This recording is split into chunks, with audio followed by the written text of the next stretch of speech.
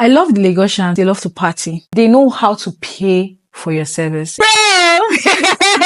out to my Benin people. Those people are the MVPs. Oh.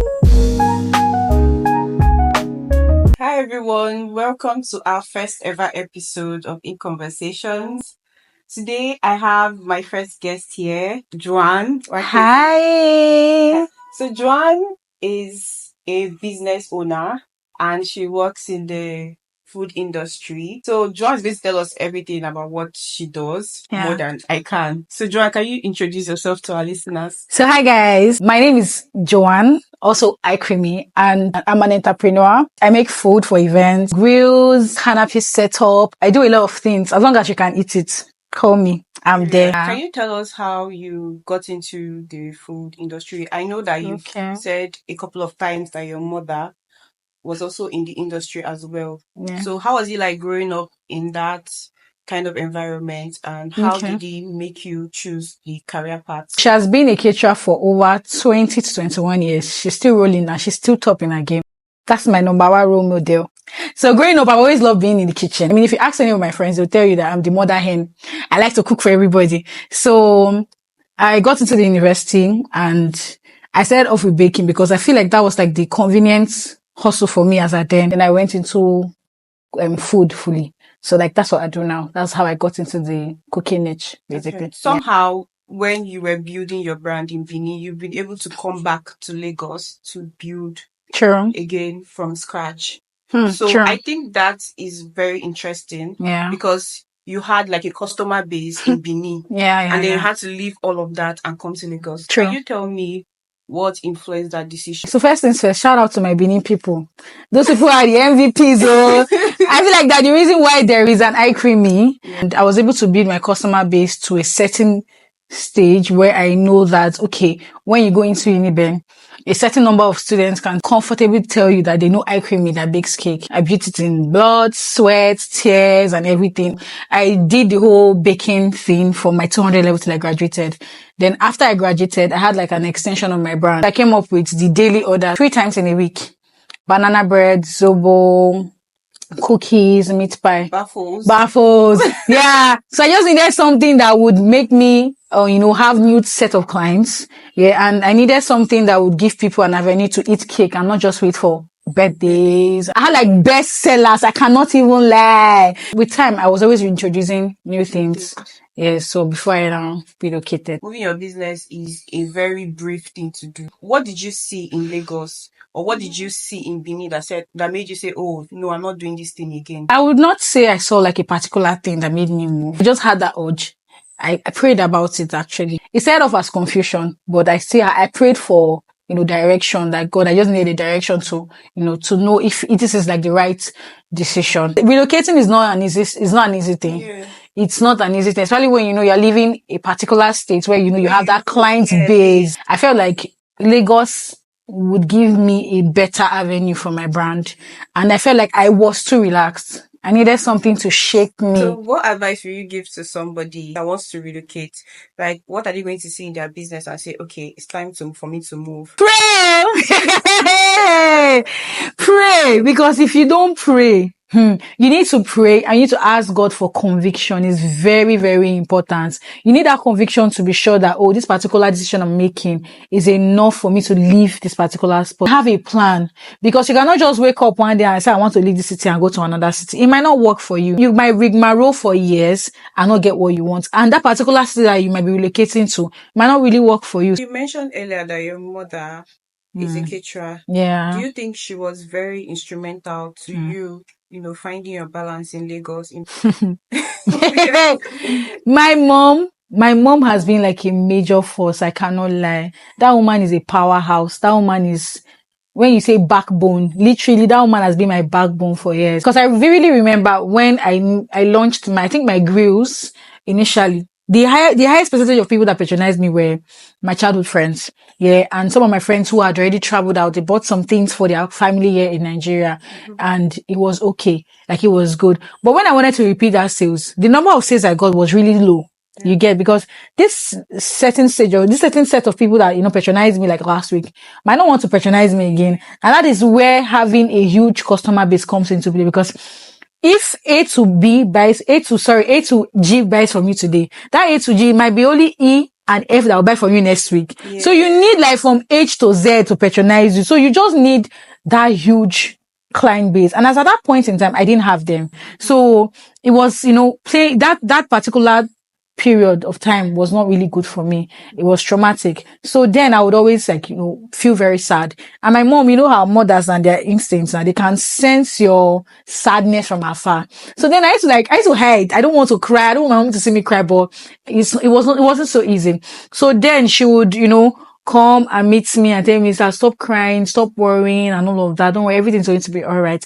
Then one day my mom did something very, very nice for me that till today I'm still very shocked. So my mom is a kitchen. I can say it 1 million times. 1 million times I can sell her market 1 million times. Yeah. So she got this gig where she catered for, I think it was a catering job for like 1,000 guests.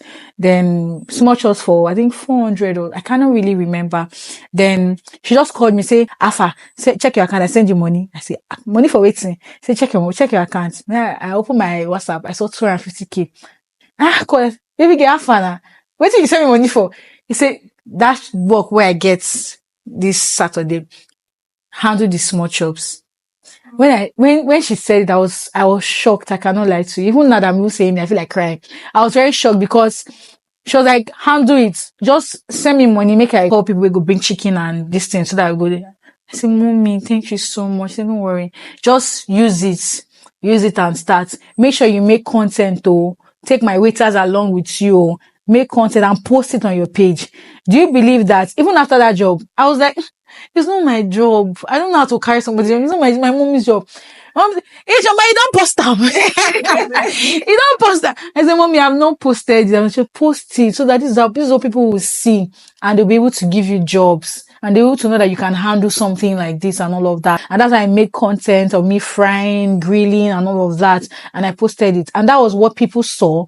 And they were convinced that I could handle, wedding jobs. Because these are things that I do behind the scenes for my mom. Yeah. But it's my mom's business. It's a family business. So I do it and I do it with my whole heart.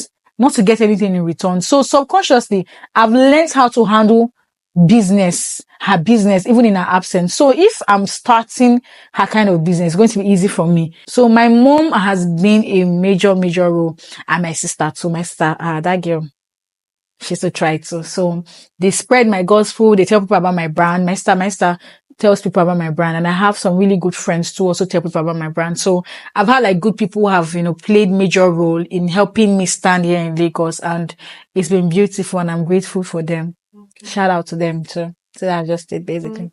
I like your style of content, especially the reviews part. I see that when you sell stuff, you also ask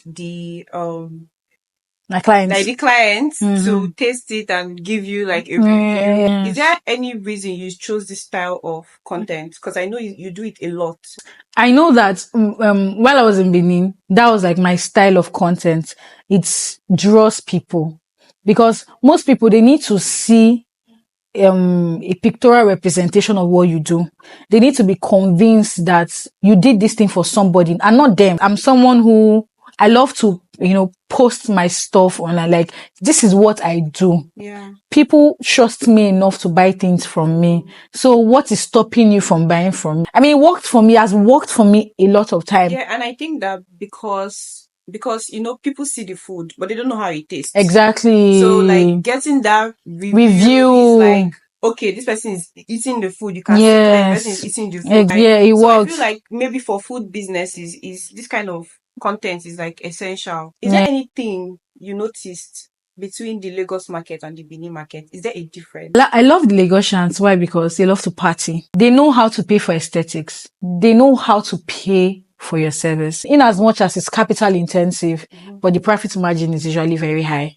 So I love it. And I'm not regretting that I came here. I mean, God has been so good that He has given me clients that will give you good money. You give them good service, or you can vouch for a certain level of profit that you'll be like, oh yes, I did this business and I can use this particular money to reinvest in my business. I'm not saying that the snacks, banana bread business and all that wasn't really giving me money. It was, but it was in bits. It's one thing to do a particular job, get a certain profit, and invest massively in your business. And it's one thing to do a particular kind of business. You get 1 naira, 2 naira, 4 naira, gather it, you get one particular thing. Yeah. Do you understand? So that's like the difference for me. Just give me like a rundown, like point on what you advise somebody that is thinking of moving to a new location. Okay. What would you say? Okay, you need to do this thing to set yourself up for success in this new location. Okay, so like I said earlier, prayer is very important. Secondly, you need to have a plan. Be sure that wherever it is that you're relocating to, your accommodation is being sorted out, and your line of crafts is something that you know when you get there, it won't take so long for you to get a balance. Getting a balance, I'm not saying that having clients and all of that, because sometimes it's not in our power. You understand? So, and when I'm talking about balance in terms of accommodation, balance in terms of offline marketing. Offline marketing is very important. Just be shameless about your business. Carry your business on your head. Offline marketing works. I mean, I know it's not everybody that is bold enough, but the little that you can do, don't show your friends, people that you know that will help you.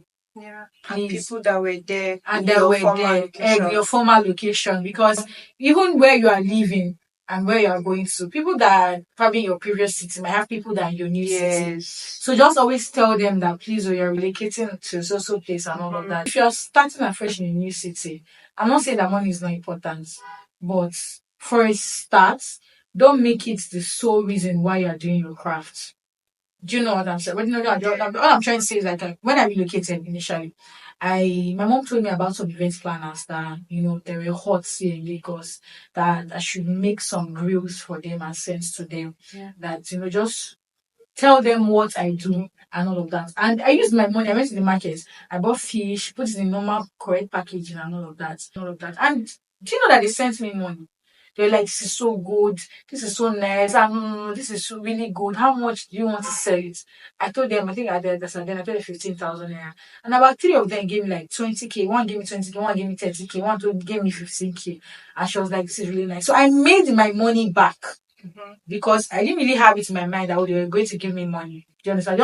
So don't make money like the sole reason why you want to sell your craft. So now I want you to talk about your business a little bit, where we can find you to patronize you. I want to sell my market too. I still bake cakes. I make sobo drinks. Yeah, in bulk orders. I make banana bread too.